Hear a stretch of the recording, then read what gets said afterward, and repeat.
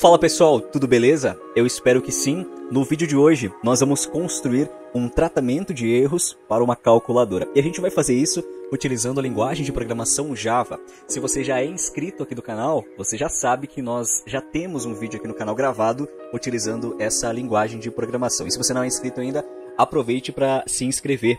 Se inscrevendo no canal, você fica por dentro das novidades que serão lançadas e também você vai conhecer diversas linguagens. Nós já trabalhamos aí com diversos tipos aí de linguagens de programação e fica o convite para você se tornar o próximo inscrito aqui desse canal. Bom, esse aqui é o nosso 15º vídeo da nossa série Programação Sem Mistério. Eu vou soltar a vinheta e eu volto rapidinho para a tela do meu computador para a gente começar a codar.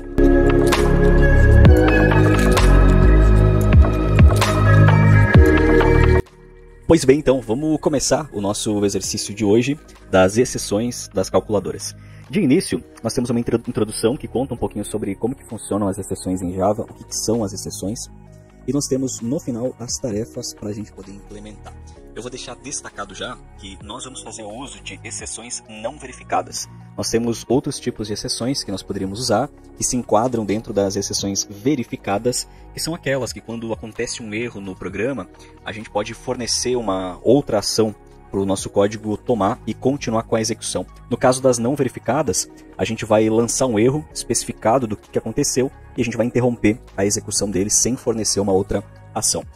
Bom, a primeira tarefa pede para a gente implementar o método calcular para suportar algumas operações básicas. Então, a gente tem aqui dois arquivos. Nós temos o arquivo principal da classe da calculadora e a gente tem um arquivo secundário, que é onde a gente tem uma classe com uma exceção personalizada. Essa exceção personalizada, ela possui dois métodos construtores, justamente para a gente ter uma flexibilidade e poder lançar uma exceção não verificada bem específica, dizendo o contexto em que ela acontece, ou então a gente lançar apenas uma mensagem de erro. Como o exercício pede para a gente implementar esse método calculate, então a gente vai remover essa exceção que tem aqui, só de exemplo, né? E a gente vai fazer uso inicialmente de uma estrutura para poder lidar com diferentes operações. Nós temos a operação de adição, a de multiplicação e também a de divisão. Esse nosso método deve ser capaz de lidar com esses três tipos de operações. Para a gente poder trabalhar com diferentes tipos de operações de uma maneira organizada, nós vamos fazer uso do método, da estrutura switch case, em que a gente consegue lidar, dependendo do caso, tomar uma ação específica. Então, nós vamos aqui escrever switch, a gente vai ter uma condição, algumas condições baseadas no valor do operation. Esse operation, ele é o terceiro argumento, que o terceiro parâmetro que a nossa função tem, né? Então, a gente tem os dois primeiros, que vão ser os números que a gente vai utilizar na nossa operação, e nós temos o terceiro, que é o tipo de operação que a gente vai fazer. Então, com base no valor da operação, a gente vai ter caso a caso do que a gente vai fazer. Então, caso for um operador, essa operação for de mais, e aqui agora a gente vai fazer o uso do switch lambda, que foi implementado aí no Java 12, nós poderíamos utilizar o switch case tradicional, né? Dois pontinhos, aí na linha de baixo a gente escreve o que vai acontecer, e aí depois a gente breca, né? Dá um break aqui e segue com outro case. No entanto, foi implementado a partir do Java 12 o switch case lambda, que a gente pode simplesmente colocar o hífen com o sinal de maior que, e aí a gente escreve o que a gente quer que aconteça, né? Bom, então a gente quer que quando o operador ele for de mais, a gente realize uma soma entre operando 1 e operando 2. Para isso, a gente vai ter que armazenar o valor dessa soma dentro de alguma coisa, alguma variável. Então, antes do nossa estrutura switch, a gente vai declarar aqui uma variável soma, a gente pode inicializar ela com o valor de 0, e aqui a gente vai pegar o operand 1 e nós vamos somar com o 2. E a gente vai repetir esse procedimento, esse processo, com as outras duas operações que a gente tem aqui.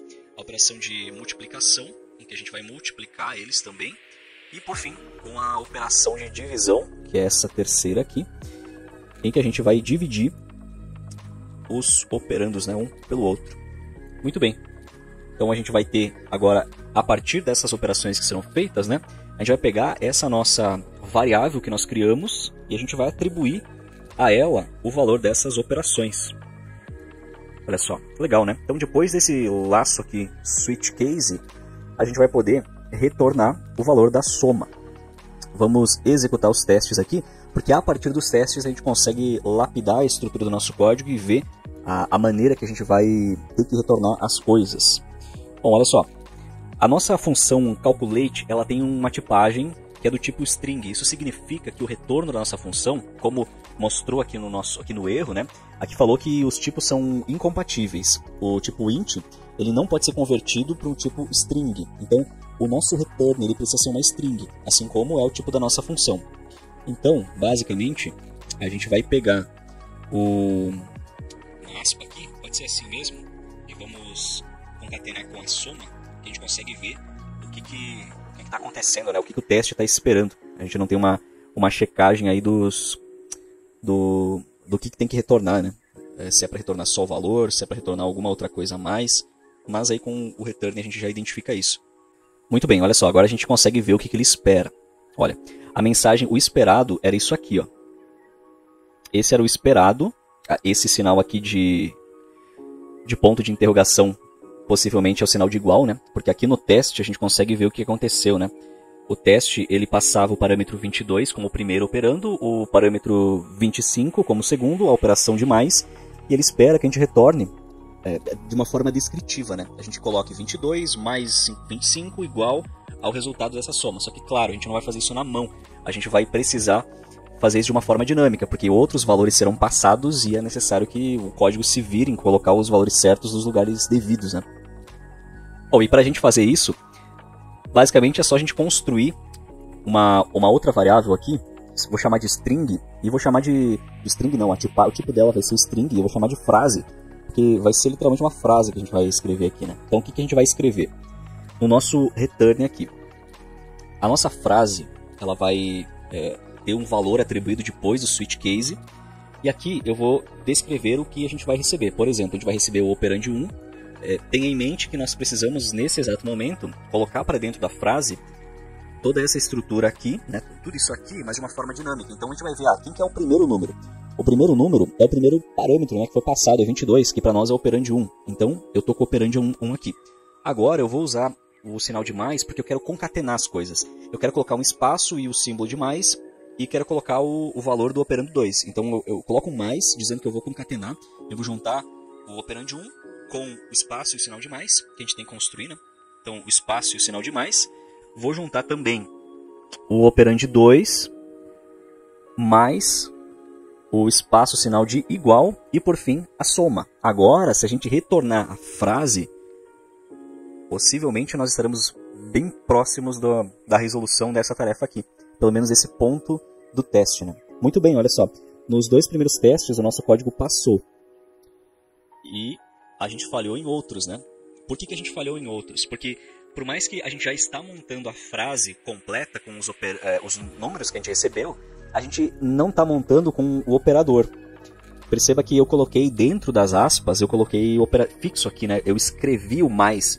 E o ideal não é isso. A gente precisa, no lugar desse mais, colocar o operador correto, que foi passado como o terceiro item, né? O terceiro parâmetro aqui. E para a gente resolver isso é bem simples. Tudo que a gente precisa fazer é quebrar essa estrutura aqui de aspas, espaço, mais, espaço e aspas. A gente tem que quebrar isso, escrevendo um espaço, concatenando com operation, concatenando com o espaço novamente. Agora sim. Dessa forma, a operação ela está dinâmica, da maneira como vir o terceiro parâmetro vai funcionar. E olha só, a nossa primeira tarefa foi concluída com sucesso, justamente porque agora está de uma maneira dinâmica, né? Muito bem, vamos para a tarefa número 2, lidar com operações ilegais. Então, a gente vai ter que atualizar o calculator conodrum, que acessa o método calculate. Quem é esse conodrum aqui? Bom, a gente já vai identificar quem ele é. Ele é a nossa classe, né? Propriamente a nossa classe, e a gente está acessando o método calculate. A gente vai ter que lidar com algumas operações ilegais. Quais são as operações ilegais? Estão descritas para nós aqui. São 3 operações que o nosso código nesse cenário tem que lidar. Com a gente receber um terceiro parâmetro do tipo nulo, ou vazio, ou então a gente receber somente um hífen, né? Então a gente vai ter que conseguir lidar com essas três situações. E para a gente fazer isso, nós vamos adicionar algumas validações. Então, olha só, se o operation ele for igual a null, a gente vai lançar uma exceção aqui. Então, a gente vai lançar um throw new, aqui, ó, illegal argument exception, com a mensagem operation cannot be null. Vamos ver se... Vamos fazer uma primeiro, para depois a gente ver se a gente prossegue nessa mesma lida aqui, nessa mesma levada, se eu não estou esquecendo de nada. Vamos ver, olha só. A gente conseguiu passar em um deles, né? Das 3 situações, ó, esse aqui passou. Então vamos implementar já as outras 2. Adicionando outros ifs aqui. Então se o operation ele for igual a vazio, né, ou seja, não foi passado nada, então throw new illegal argument exception também com a nossa mensagem do operation cannot be empty, ou seja, operação não pode ser vazio, cannot be empty. E a gente já vai fazer para outra situação, que é se for passado esse hífen, né? É um hífen. Então a gente vai também lançar essa exceção aqui, ó, com a mensagem operation does not exist. Então não existe essa operação se for passado esse tipo de parâmetro, né? Muito bem. Seguimos então? Pois bem, a gente observar, nós passamos em 2 testes, mas teve um teste aqui que a gente não passou. E por que a gente não passou nesse teste? Olha só. Nós temos um exemplo aqui na tarefa, passando esse operador aqui. Mas nos testes foram passados outros operadores bem aleatórios. Por exemplo, olha só, foi passado 2 asteriscos. E como o nosso código ele não está com nenhuma comparação quando for 2 asteriscos, então isso quebrou o nosso código, né? Ou seja, a execução não funcionou como esperado. Então o que a gente vai ter que fazer? Ao invés de a gente colocar assim, dessa forma, fixo, né? Dizendo, quando é o hífen, quando é 2 asteriscos, quando é um parênteses, quando for passado qualquer coisa, ao invés de a gente fazer teste para tudo, a gente pode pensar de uma outra forma, que é a seguinte, mas se a gente for pensar em todos os operadores que podem ser passados, talvez a gente fique escrevendo linhas infinitas aqui de código pensando em todas as possibilidades. Por que não a gente fazer algo mais prático? Se a gente não consegue pensar em todos os operadores que podem ser passados, para a gente lidar com eles, com os erros neles, vamos pensar naqueles que podem ser passados, né? Ou seja, se for diferente de um grupo que pode ser passado, a gente vai tratar como um operador errado. E para a gente fazer isso, vamos construir aqui uma outra função, que vai ser uma função do tipo void. Quando a função é do tipo void, essa função ela não retorna nada. Ela é uma função que vai executar alguma lógica dentro dela, mas não retorna nada. E é o que essa nossa função vai fazer. Então, um public void, eu vou chamar de validate operation. Muito bem. E o que eu vou fazer nessa função? Eu vou receber o operation. E aqui eu vou chamar essa minha função, olha só. Validate operation, vou passar o operation. Esse operation eu tenho que tipar ele, né? Ele é uma string que a gente recebe. E vou passar ele aqui, ó. Agora, olha que legal. Eu vou pegar esses 3 ifs que eu criei aqui. Eu vou recortar eles. O nosso código vai ficar bem mais limpinho. E vou colocar eles aqui dentro.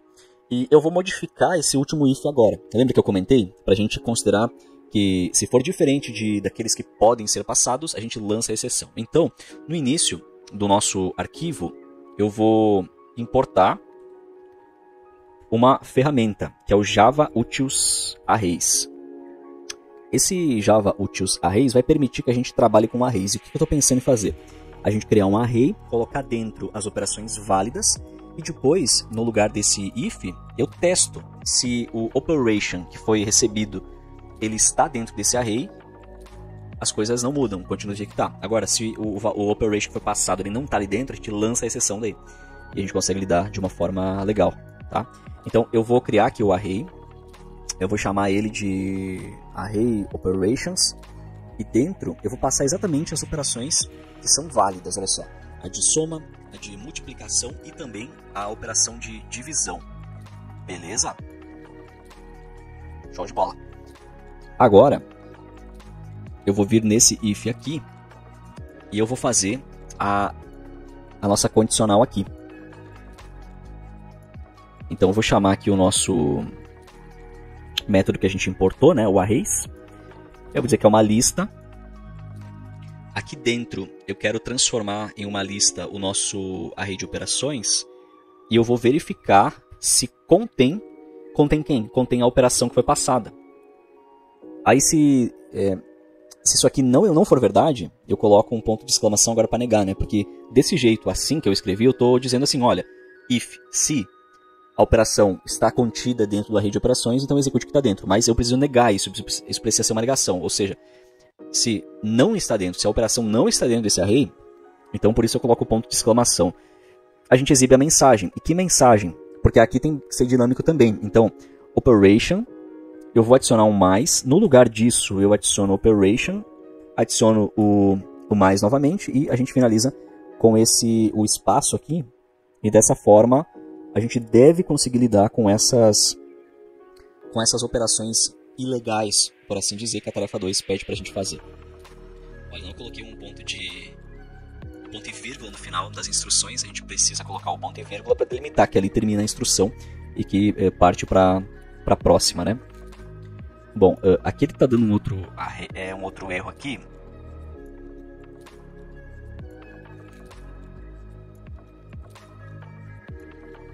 Beleza, então, a gente conseguiu aqui executar os testes, ele passou em 2, nos mesmos 2, mas ele não passou no terceiro.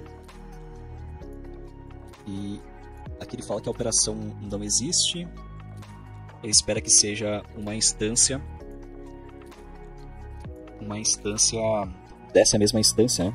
Que a gente consiga lançar ali para ele funcionar. É uma instância real da Illegal Operation, né? Então, a gente pode vir aqui e copiar esse construtor e agora sim a gente lançar a exceção com base nele, né? E aqui a gente está falando especificamente de uma operação. Aí a gente teve o seguinte, a mensagem esperada e o que ele acabou recebendo, por assim dizer. A nossa mensagem está praticamente idêntica, com a diferença de que não tem duas aspas. Então, aqui, exatamente depois que a gente coloca um espaço na operação, no nome, né, no inicial, a gente tem que acrescentar aqui uma aspa simples, porque isso aqui vai envolver a operação e vai deixar mais destacado qual que foi a operação ilegal que foi passado ali como parâmetro na função. Muito bem, então a gente lidou com as operações ilegais também do código, e a tarefa 3 é para a gente lidar com a exceção lançada ao dividir por zero. Então, se o nosso código ele tentar, o operador 2 ele for número 0, e o nosso código tentar fazer essa operação de divisão por zero, a gente precisa lançar também uma exceção. E aqui a gente vai fazer uso da exceção personalizada que a gente tem aqui. Ó. Você vê que a gente acabou de usar essa aqui, né? Esse construtor aqui, o primeiro, né, construtor, que está exatamente aqui, é porque a gente não passou um segundo parâmetro nessa exceção. E agora, nesse caso do zero, a gente vai passar um segundo parâmetro para poder especificar, né, qual que foi o erro, né?